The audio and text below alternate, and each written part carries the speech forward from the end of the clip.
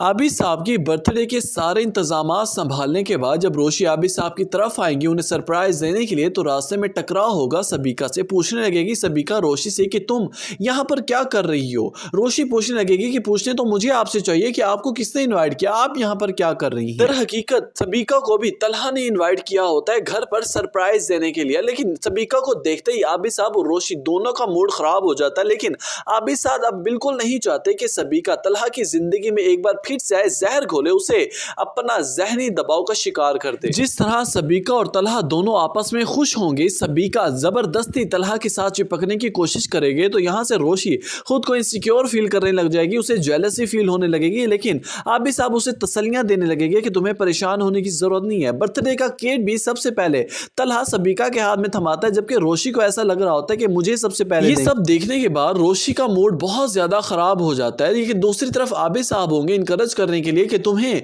परेशान होने की जरूरत नहीं है बच्चे, तलहा की जिंदगी अब ये लड़की दोबारा नहीं आ सकती और ना ही हमने इसे आने देना, क्योंकि एक बार ये उसे ठुकरा कर जा चुकी है, अब दोबारा क्या लेने आई है। मैं नहीं चाहता कि ये लड़की एक बार फिर से तलहा को अपने साथ गर्वेदा बना दे। नाराज होकर रोशी जब एकदम से जाने लगेगी कि तलहा साहब रास्ता रोकते हुए कहने लगेंगे कि मिस आयत कहाँ जा रही हैं आप, क्या हुआ है, एकदम से मूड क्यों खराब हो गया आपका, आपको तो बहुत एंटरटेनमेंट थी ना, बहुत खुशी थी, तो कहाँ जा रही हैं आप इतना जल्दी। यहाँ पर रोशी कहने लगेगी कि सर ये तो आप अपने आप से पूछिए कि आपने क्या किया है और किस वजह से मेरा मूड खराब हुआ। इसी दौरान ही आबिद साहब आ जाएंगे और बात को रफा दफा कर देंगे, कहने लगेंगे कि कोई बात नहीं, क्योंकि अभी आबिद साहब नहीं चाहते कि तलहा को मालूम हो कि रोशी का मूड किस वजह से खराब है, वो इसलिए महसूस नहीं होने देते। वहीं दूसरी तरफ सबीका भी अब बहुत ज्यादा परेशान होने लगी है, रोशी का बहुत ज्यादा आना जाना तलहा के घर उसे बर्दाश्त नहीं हो रहा। रोक कर कहने लगेगी रोशी से कि देखें आपका ताल्लुक ऑफिस तक होना चाहिए, आप वहां पर इंटर्नशिप कर रही हैं तो आपका सारा ध्यान ऑफिस में होना चाहिए, घर के मामलात में आपकी दखल अंदाजी मेरी समझ से बाहर है। क्या काम होता है आपका यहाँ पर